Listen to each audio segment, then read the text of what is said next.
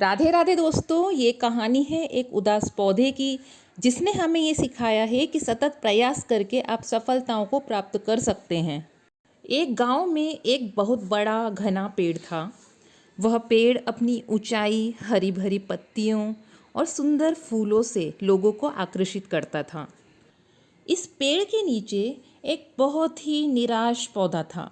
वह पौधा खुद को बड़ा करने में असमर्थ महसूस करता था, क्योंकि उसकी ऊंचाई बहुत कम थी और उसकी पत्तियां सूख रही थी।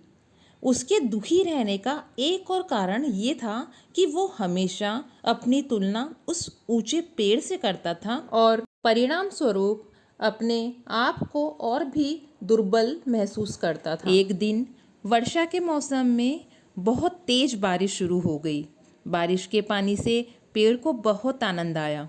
पेड़ की पत्तियां चमक उठी, फूल खिलने लगे। पेड़ खुशी के मारे गुनगुनाता रहा और अपनी पत्तियों को खुशी से लहराता रहा। ये बारिश सिर्फ उस बड़े पेड़ के लिए ही नहीं थी, बारिश का पानी छोटे पौधे को भी मिला।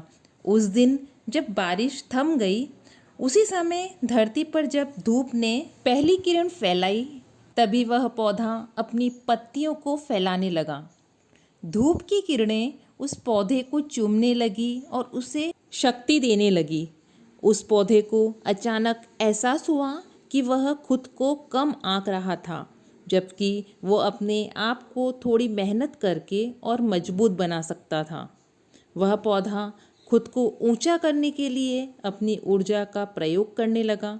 धूप की मदद से उस पौधे ने अपनी ऊंचाई बढ़ाने के लिए कठिनाइयों का सामना किया और अपने आप को सशक्त बनाया। धीरे धीरे वो पौधा बढ़ता गया और उसके पत्ते हरे हरे हो गए। उस पौधे ने भी फूलों की महक छोड़ी और लोगों को अपनी तरफ आकर्षित किया।